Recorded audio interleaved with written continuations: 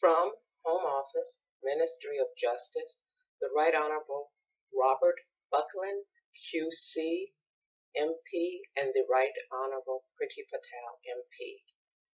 News story.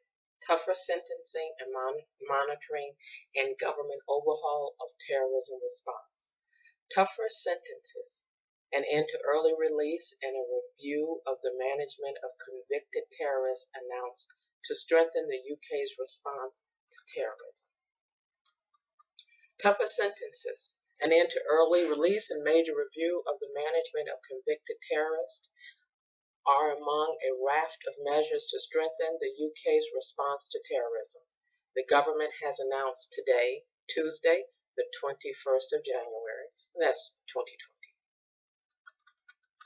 Confirmed by Home Secretary Priti Patel and Justice Secretary Robert Buckland QC, the new Counter-Terrorism bill to be introduced in the first 100 days of this government will force dangerous terrorist offenders who receive extended determinate sentences to serve the whole time behind bars and ensure those convicted of serious offenses such as preparing acts of terrorism or directing a terrorist organization spend a mandatory minimum of 14 years in prison.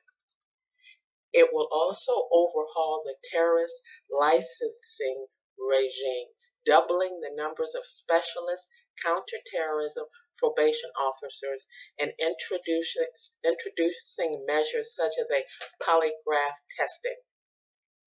It will increase the number of places available in probation hostels so that authorities can keep closer tabs on terrorists in the weeks after they are released from prison.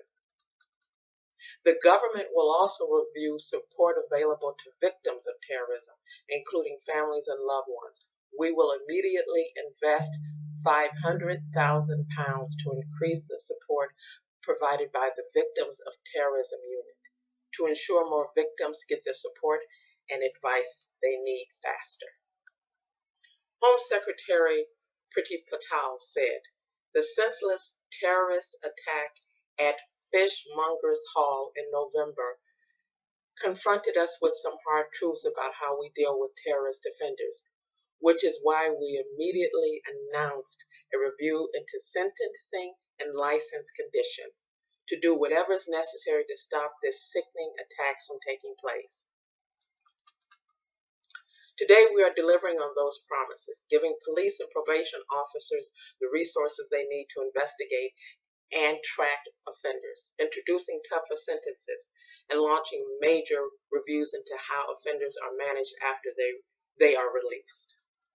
We will also review the support available for victims and their families to make sure they receive the help they need.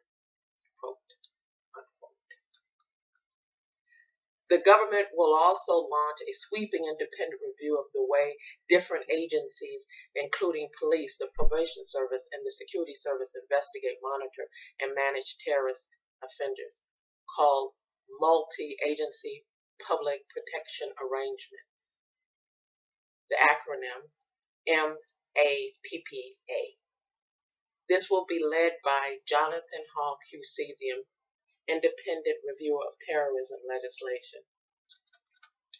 Funding for counterterrorism policing will grow to £906 million in 2020 to 2021, a $90 million year-on-year increase. This money will support and maintain the high number of ongoing counterterrorism policing investigations and ensure a swift and effective response to terrorist incidents across the country, no matter where they take place. Justice Secretary Robert Buckland QC said, Terrorists pose a great risk to our society and our way of life, which is why we must bring them to justice and keep the public safe. Coupled with our strong measures to manage terrorists behind bars, this counterterrorism bill toughens restrictions on offenders' communications, increases the number of specialist staff managing them, and will ensure they are monitored effectively, quote unquote. Delivering on the government's commitments following the fishmongers' Hall attack. The announcement represents a major shift in the UK's approach to the sentencing and management of terrorist offenders by closing gaps in the investigation and monitoring of convicted terrorists. Alongside the bill, the government is making major investments in counterterrorism resources in prisons and probation. The package of measures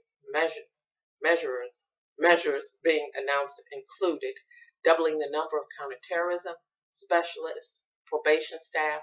These specially trained staff would deliver a set of new intensive national standards for managing terrorists on license.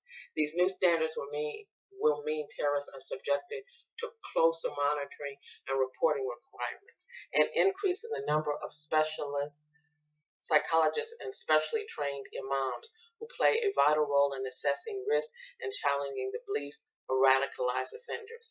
An increase in the resources dedicated to training frontline prison and probation staff who are the first line of defense in identifying and challenging extremism in prisons and probation.